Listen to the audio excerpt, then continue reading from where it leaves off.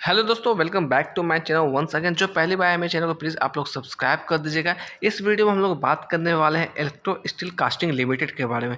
पूरी डिटेल हम लोग एनालिसिस करेंगे, इसके लेवल्स को जानने की कोशिश करेंगे। अगर हम लोग बात करें क्लोजिंग के दिन तो 202 रुपये के पास ट्रेड करता हुआ ये क्लोज हुआ है। लगभग 1.85% की तेज़ी के साथ ये क्लोज हुई है। अगर हम लोग थोड़ा सा बात करें पिछले एक महीने में, तो पिछले एक महीने से ये लगातार गिरता हुआ या 6.5% का नेगेटिव रिटर्न के साथ ट्रेड कर रहा था। अगर हम लोग बात करें परफॉर्मेंस की, अकॉर्डिंग टू टिकट है परफॉर्मेंस यहाँ पर हाई नज़र आता हुआ दिख रहा है। वैल्यूएशन की बात करें, वैल्यूएशन भी हाई नज़र आता हुआ दिख रहा है। अगर रेड फ्लैग्स की बात करें, जो कि अच्छी बात निकल के आ रही है, किसी भी तरह के रेड फ्लैग्स में ये स्टॉक्स अभी नहीं है। अगर हम लोग बात करें फोरकास्ट एंड रेटिंग्स की, तो सिर्फ और सिर्फ एक एनालिस्ट ने इसे कवर किया है, जिसने बाय की रिकमेंडेशन इसके अंदर दी है। आपको मालूम होगा ये जो कंपनी है electro steel casting limited, different different types of iron बनाती है, आयरन को प्रोड्यूस करती है, सप्लाई करती है, यानी कि लोहे को बनाती है। हम लोग कास्ट आयरन की बात करें या पिग आयरन की बात करें या फिर हम लोग डक्टाइल आयरन की बात करें, तो different different of iron produce करती है। और इससे बनने वाली जो भी चीज़ें हैं, पाइप्स वगैरह, डक्टाइल पाइप्स वगैरह, ये सब ये प्रोड्यूस करती है। अगर हम लोग बात करें, ये सिर्फ इंडिया में नहीं बल्कि ग्लोबल वाइज भी ये काम करती है। हम लोग बात करें तो ये यूएसए में प्रोडक्ट करती है, हम लोग बात करें अफ्रीका में ये अपना प्रोडक्ट भेजती है, बात करें तो मिडिल ईस्ट में भी प्रोडक्ट भेजती है। तो ग्लोबल वाइज भी देखा जाए तो अच्छे खासे इसके क्लाइंट है। ओवरऑल अगर हम लोग बात करें इसके बिजनेस मॉडल्स के बारे में, तो बिजनेस मॉडल इसका शानदार है। अगर हम लोग इस स्टॉक्स के अंदर म्यूचुअल फंड की होल्डिंग की बात करें, सिर्फ और सिर्फ 0.41% की हिस्सेदारी है, 1% से भी कम है। अगर वहीं हम लोग कंपेयर कर ले एफआईएस से, यानी कि फॉरेन इन्वेस्टर से कंपेयर करें, तो देखिए फॉरेन इन्वेस्टर के पास कितना बड़ा स्टेक्स है, 21.16% की हिस्सेदारी है। टोटल प्रोमोटर होल्डिंग की बात करें तो 46.21% की हिस्सेदारी है, और रिटेलर्स की बात करें 32.19% की हिस्सेदारी है। अगर हम लोग बात करें म्यूचुअल फंड्स में टॉप म्यूचुअल फंड्स कौन है, तो यहाँ पर देखिएगा मोतीलाल ओसवाल फ्लेक्सी कैप जो है टॉप म्यूचुअल फंड है यहाँ पर।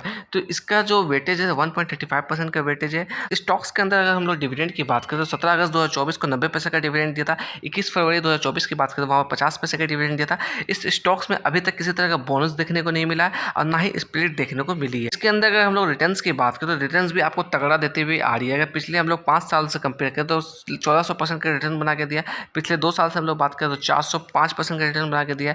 पिछले 1 साल से हम लोग बात करें तो 170% का रिटर्न बना के दिया। मगर यहाँ अभी जो दिक्कत वाली बात है, पिछले एक महीने में सिर्फ और सिर्फ -8% का रिटर्न दिया।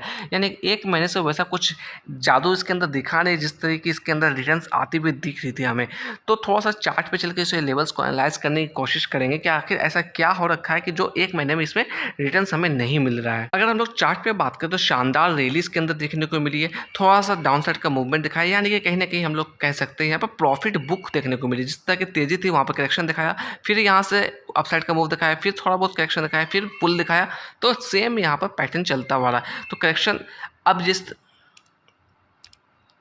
अगर हम लोग चार्ट पे लेवल्स की बात करें तो देखिएगा जिस तरह की तेजी इसके अंदर थी, तो वहाँ पे इसने करेक्शन दिखाया, करेक्शन दिखाने के बाद फिर इस लेवल से अप साइड का पुल किया, फिर डाउन साइड का पुल किया, फिर अपने लेवल्स पे ही ट्रेड करता हुआ दिखा। यहाँ से वापस से तेजी देखने को मिली, वापस से करेक्शन दिखाने के फेज में आ चुका है।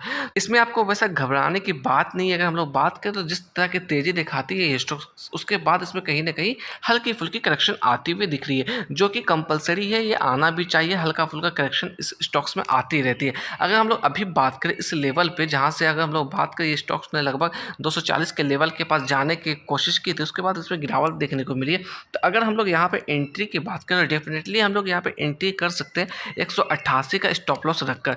अगर हम लोग इस प्राइस की बात करें, अभी जो प्राइस चलता हुआ दिख रहा है, इस प्राइस के पास हम लोग अगर एंट्री बनाने की कोशिश करते हैं, डेफिनेटली यहाँ पे एंट्री कर सकते हैं। अब पहला टारगेट हमारा 220 का होना चाहिए।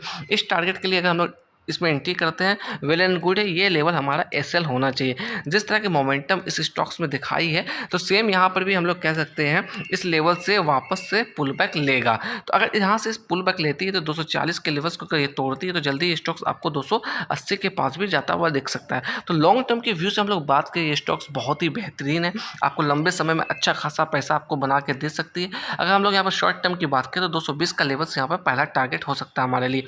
तो बार बार ये ऊपर के लेवल से थोड़ा करेक्शन दिखाता है, फिर डबल तेज़ी के साथ बाउंस बैक करता है। तो यहाँ पर हम लोग बात करें लास्ट ट्रेडिंग सेशन के दिन भी अच्छी खासी यहाँ पे ग्रीन कैंडल का फॉर्मेशन हुआ है। अगर हम लोग एंट्री बनाते भी हैं तो ये जो बड़ी वाली कैंडल की जो टेल्स है इसे हम लोग एसएल का लेवल्स मानते हुए चल सकते हैं, जो कि 188 का लेवल आ रहा है। तो आप मेरी बातों को गौर से सुनिएगा, इस लेवल के एसएल के साथ अगर आप एंट्री बनाते हैं तो वेल एंड गुड है। अगर ऊपर के साइड में बाई किया है, एक्यूमुलेट करना चाहते हैं तो बिल्कुल आप यहाँ पे एक्यूमुलेट कर सकते हैं अपने कैपिटल के हिसाब से। इस स्टॉक्स में पोटेंशियल है ऊपर जाने के लिए, लॉन्ग टर्म के व्यू से भी हम बात करें या फिर हम छोटे टाइम की अवधि में भी बात करें। पहला जो लेवल्स इसके लिए हो सकता है ये 220 का लेवल हो सकता है, जहां से इसमें रिजेक्शन देखने को मिल रहा है। इस लेवल्स को निकालता है तो फिर स्टॉक्स में तेजी बरकरार रह सकती है। होपफुली ये सारी चीज़ें आपको क्लियर हो गई होगी। जो मेरे चैनल पर पहली बार है, मेरे चैनल को प्लीज़ आप लोग सब्सक्राइब कर दीजिएगा, जिससे मुझे भी मोटिवेशन मिलती रहेगी और मैं आपके लिए इसी तरह की फंडामेंटल स्टॉक्स लाता रहूँगा और जिसका भी हो सके मैं आपको लेवल्स बताने की कोशिश करूँगा।